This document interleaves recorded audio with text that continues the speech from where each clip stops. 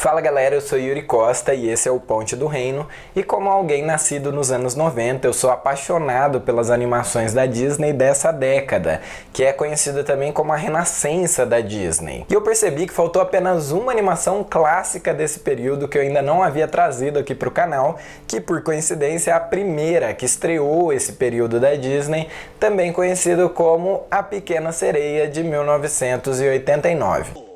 Sereia à vista no porto! Ariel, como vai, garoto?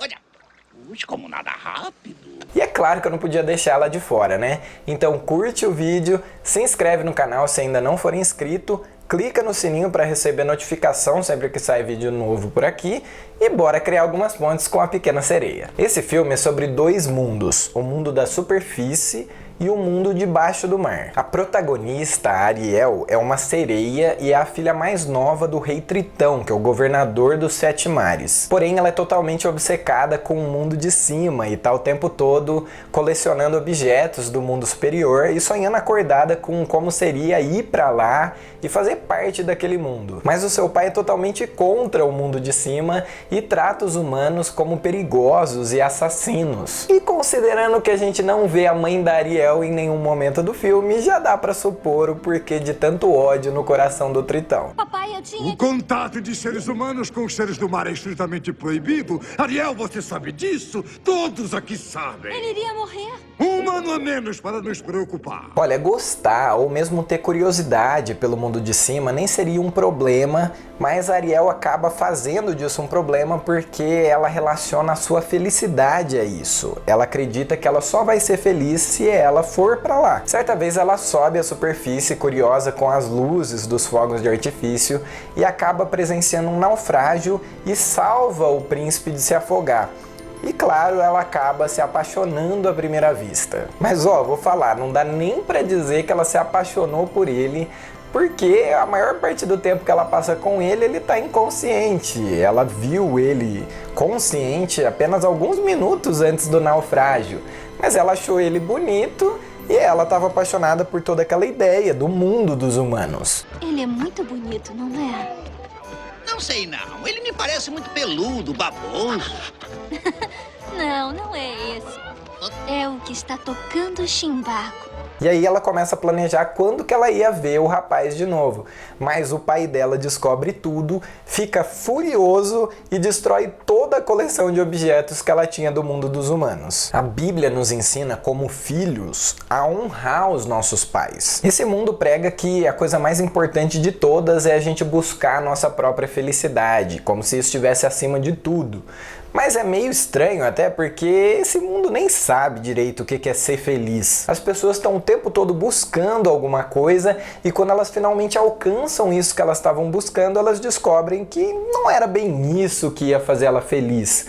Então elas começam a procurar outra coisa. Então meio que Ariel se adequa aos padrões desse mundo. Ela sabia que o seu pai era contra ela ficar subindo na superfície, mas ela o desobedecia pelas costas para fazer valer a sua própria vontade. Por outro lado, a Bíblia também nos ensina como pais que não devemos irritar os nossos filhos. E vamos combinar que o Tritão era um pai bem desequilibrado, né? Ele estava o tempo todo gritando, irritado, irado, destruindo as coisas. Não! Você perdeu o senso completamente? Ele é um humano, você é uma sereia? Eu não me importo. Eu sinto muito, Ariel. Eu vou acabar com isso. E se este é o único jeito, que assim seja. Enfim, se ambos tivessem uma relação mais parecida com o que a Bíblia ensina, com certeza eles teriam evitado uma porção de problemas. Eu digo isso porque depois de todo esse conflito entre os dois, a Ariel acaba dando ouvidos ao Pedro e ao Juca, que são dois lacaios da Úrsula, a bruxa do mar, e vai procurar por ela para ver se ela pode ajudá-la. E cara, pra você procurar a bruxa do mar para te ajudar, é meio que tipo procurar o diabo para te ajudar. Você tem que estar totalmente desesperado ou então totalmente iludido, e eu acho que a Ariel tava um pouco dos dois. E então a Úrsula promete pra menina, numa canção, que ela, que era tão infeliz, não ia mais ser. Ela ia fazer dela humana e ela ia ficar humana por 3 dias, e se ela fizesse o príncipe se apaixonar por ela e eles dessem um beijo de amor verdadeiro nesse período, ela ia virar humana para sempre. Olha que legal. Só tem um pequeno detalhe: se ela falhasse, ela ia se tornar escrava da bruxa do mar pro resto da vida. Ah, e ainda tem a questão do pagamento, né? Porque para ela se transformar em humana, ela ainda ia ter que pagar a Úrsula com a sua voz. Se eu ficar humana, nunca mais estarei com meu pai ou minhas irmãs. Tem razão. Mas terá o seu homem? A vida é cheia de escolhas difíceis, não é? Ou seja, ela ia ter que fazer o príncipe se apaixonar por ela e a beijasse com um beijo de amor verdadeiro num período super curto e sem falar uma única palavra. Um contratão, fala a verdade. Isso para não mencionar que se tudo desse certo, ainda assim ela ia estar dando as costas pro seu povo e pra sua família para sempre, por um homem que ela mal tinha conhecido. Veja, os vilões, eles têm a tendência de ser comparado com o diabo, porque na maioria das vezes eles são caracterizados pelas principais qualidades dele. E com a Úrsula não é diferente. Veja, ela é mentirosa, enganadora, manipuladora, e olha a grande sacada, ela exige a nossa voz, a nossa autoridade, em troca de algo que na verdade a gente já tem, que é a nossa felicidade, que é mais ou menos o que a serpente propõe para Eva, né? Me dê a autoridade e eu te faço ser como Deus, sendo que o ser humano já tinha sido criado à imagem e semelhança de Deus. Oh, e ainda tem mais uma coisa. Ainda não falamos do detalhe do pagamento. Não se adquire alguma coisa por nada. Mas eu não tenho... Eu não cobro muito. Vai lhe custar uma ninharia. Não vai sentir falta. O que eu quero de você é sua voz. O fato é que tudo que ela vende é ilusão e em seguida ela faz de tudo para que Ariel não conseguisse o que ela desejava e acabasse escrava dela. Isso tudo porque o objetivo principal dela em fazer da Ariel uma escrava era atingir o pai da Ariel, o rei dos mares. A verdade é que ela sempre quis o poder no lugar dele.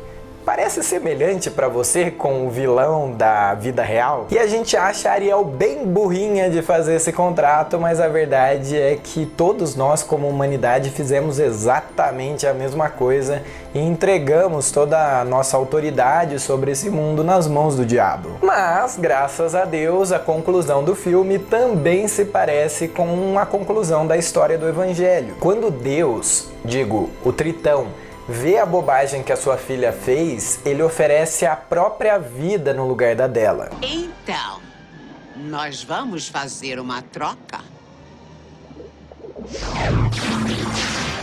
Ah, está feito!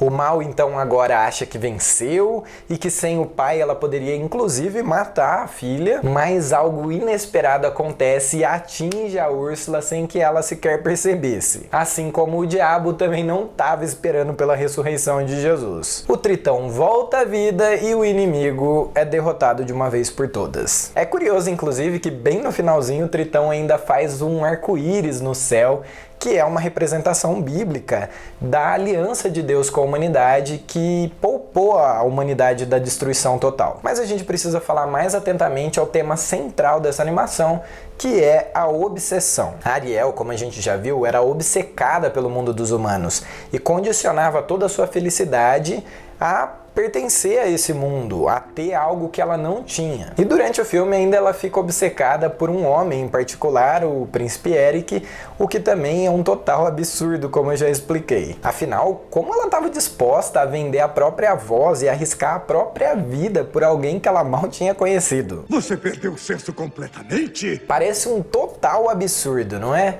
Até a gente se perguntar sobre as nossas próprias obsessões. Então eu te pergunto, o que você não consegue imaginar passar por essa vida sem ter? O que você deseja tanto que morreria se não tivesse? Um homem? Uma mulher? Filhos? Uma família? Uma casa própria? Um carro? Coisas?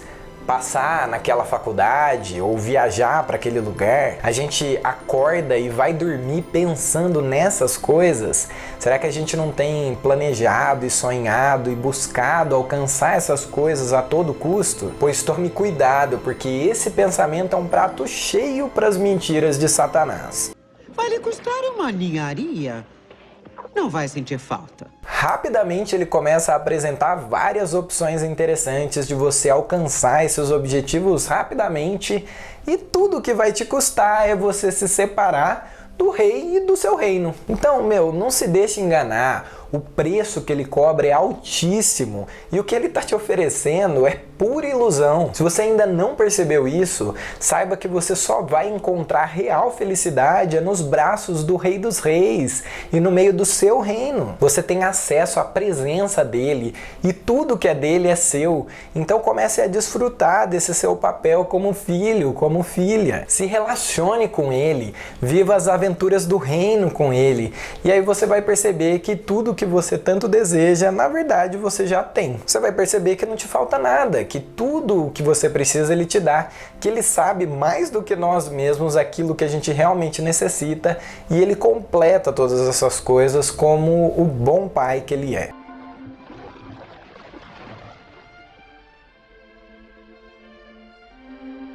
Então, mais uma vez eu te digo, cuidado com as suas obsessões, porque elas não passam de fantasias e ilusões que, na verdade, nos separam da nossa real felicidade. Reconheça aquilo que você tem e desfrute disso. Ou, nas palavras da Bíblia, busque em primeiro lugar o reino de Deus e a sua justiça, e todas as demais coisas lhe serão acrescentadas. E aí, o que você achou das pontes com a Pequena Sereia? Não esquece de seguir também o Ponte do Reino nas redes sociais, e bora criar pontes, porque Deus também fala com a gente através dos filmes e das animações.